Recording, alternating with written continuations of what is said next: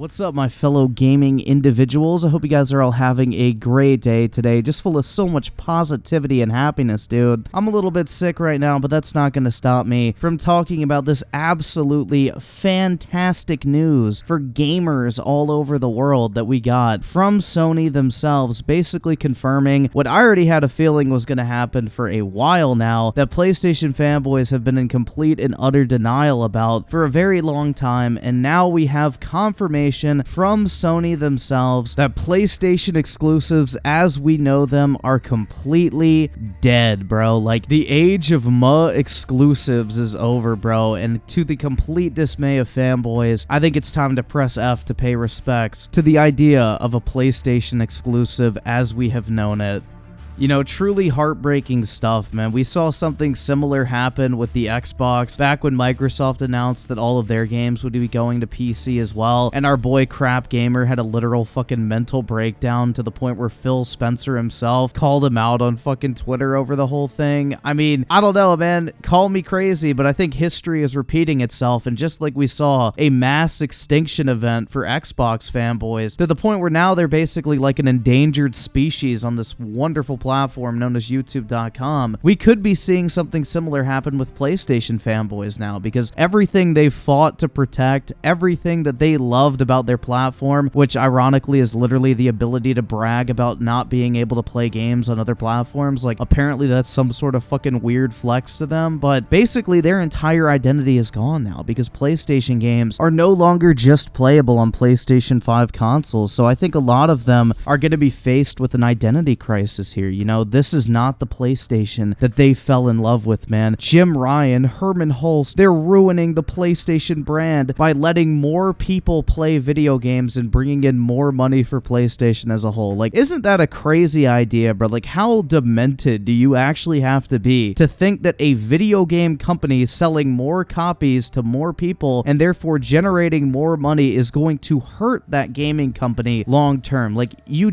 really have to question where these fucking people get their so-called expertise from. But anyway, man, I think we could be dealing with a mass extinction event of PlayStation fanboy channels on YouTube because, you know, like we saw with Xbox fanboys, after a certain point, they could no longer defend the actions of the company they dick rode for so fucking long, because these fanboys don't actually enjoy playing video games. They don't spend their time playing video games. They don't really even care about video games. They care about the fact that only they and other people with their preferred platform get to play them. And that's how they spend their days, is sitting on Twitter bragging about it. So once that's taken away from them, they become disenfranchised with gaming and the platform as a whole and no longer make their fanboy content. So I don't know, man. Call me a prophet if you want to, but I think we are going to see a sharp decline in PlayStation fanboy channels the more and more this progresses, because eventually I have a feeling everything will be day and date on PlayStation 5 and PC from Sony, but I think it's only a matter of time, so feel free to come back in the future when that shit happens and say, hey, you were right. But anyway, I want to go ahead and take a look at this article from IGN titled Hermen Hulst talks PlayStation's future, more live service, more PC, and more new franchises. The head of PlayStation Studios also said the narrative-driven single-player games aren't going anywhere. Well, except PlayStation and PC now. But anyway, let's go ahead and dive balls deep into this wonderful article. So it says, for a while now, the PlayStation brand has been evolving, no longer simply meaning the console that sits under your television. The word PlayStation now applies to movies, television shows, or even the brand's console-exclusive games appearing on PC. Now speaking to a handful of media outlets, head of PlayStation Studios Hermen Hulst has outlined a bit more of what's in store for PlayStation's expanding future. One clear pillar of PlayStation's business strategy moving forward is live service games, which this really angers the fucking fanboys. As previously proven by Sony's $3.7 billion acquisition of Bungie, according to Hulst, Bungie's role in the PlayStation family will partially be to serve as an example of how to handle the live service model. In a quote from Hermen Hulst, "I've been a long-time admirer of Bungie. They speak our language, and so they've been doing this for a decade since the original release of Destiny. So the battle scars that they have earned, coupled with their absolute transparency, means I can't think of a better partner to have in in that space. Meanwhile, Hulst told Axios that PlayStation has greenlit 12 total projects in live ops space. This lines up with a number Sony CFO Hiroki Totoki said back in February when we learned that PlayStation plans to launch more than 10 live service games by March 2026. At the time, Totoki also credited the Bungie acquisition as a key reason why developing, releasing, and sustaining so many live service games should be possible in that window. Now, keep in mind, this isn't even mentioned in the article, but I think this is something worth bringing up because it's something a lot of people don't realize. Like, Sony's most profitable gaming endeavor has absolutely nothing to do with PlayStation. Fun fact, like, it's not even a part of their gaming division. It's actually a part of their music division because as part of Sony's music division, they own a bunch of different anime studios, and one of the games that Sony made was called Fate Grand Order. It's a mobile gacha game, and that game literally rakes in over $1 billion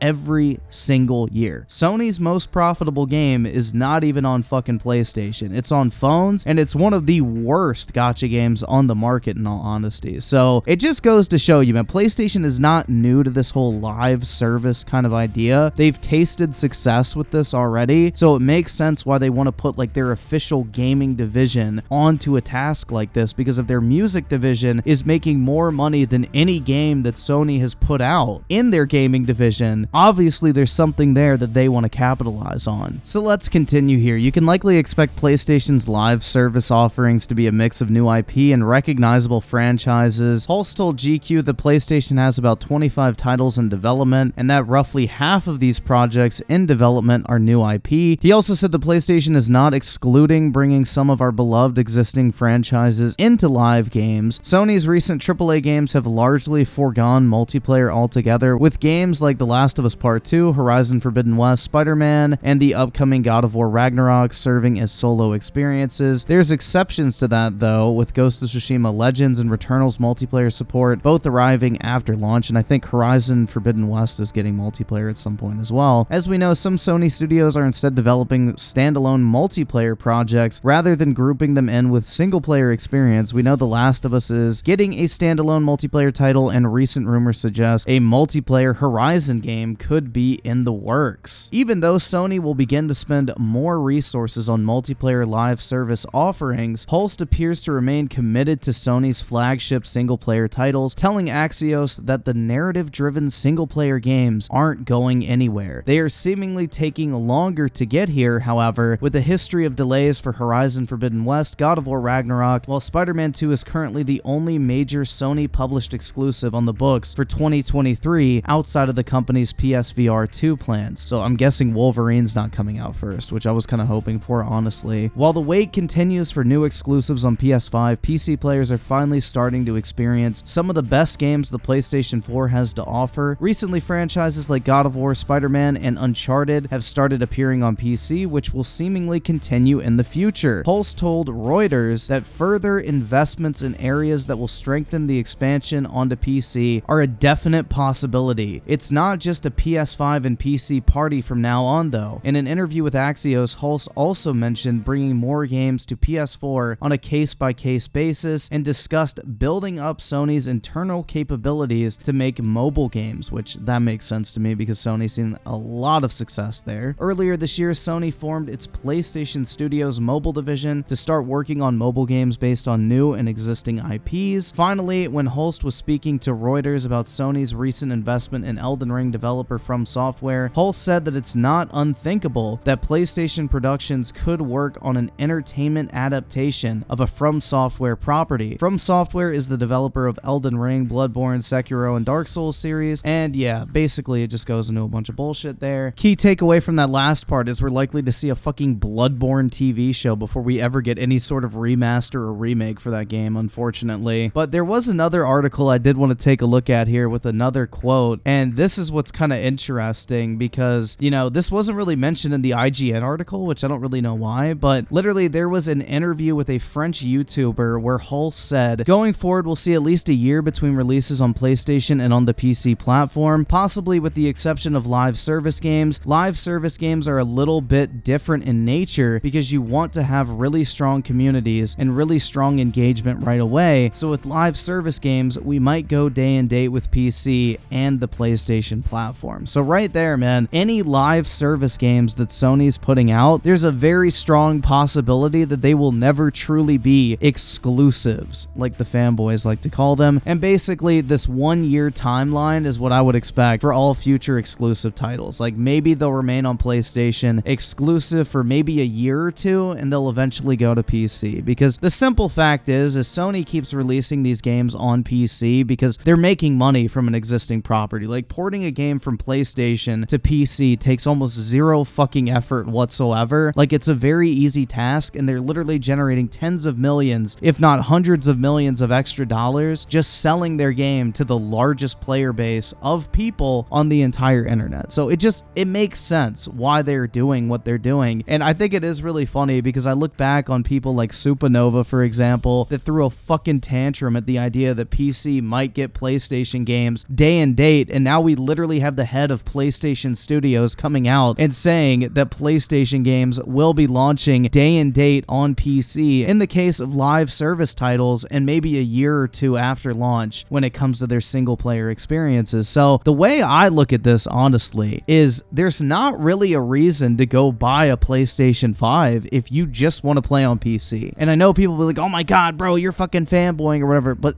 am I really? Like, think about it this way. If all of their live service games are going to be launching day and date on PlayStation and PC, you'll be able to play all of those games on your PC. And then all of their single player games will eventually come to PC, but you may have to wait a year or two, which they're single player games. So the only thing that can happen in that time frame is they either get more content, they get fixed, and they get cheaper. So literally, if you can just hold off on playing single player games for a year or two, you're not only going to get the best version of that game, but you're probably going to get it cheaper than when it released, and you still get the exact same experience. Like, single player games don't have an expiration date like multiplayer games do, and since all of Sony's live service or multiplayer games are going to be launching on PC, it seems like there's really no reason to rush out and buy a PlayStation if you're primarily a PC-centric player, like myself. Like, I have no incentive to go buy a PlayStation 5 right now. And honestly, I think that's nothing but a great thing. I think it's great that people don't have to go out and spend $500 on hardware they may not even necessarily want in the first place, just because one or two games they want to play are gate-kept behind a fucking platform because of exclusivity. So I don't really know how you could call yourself a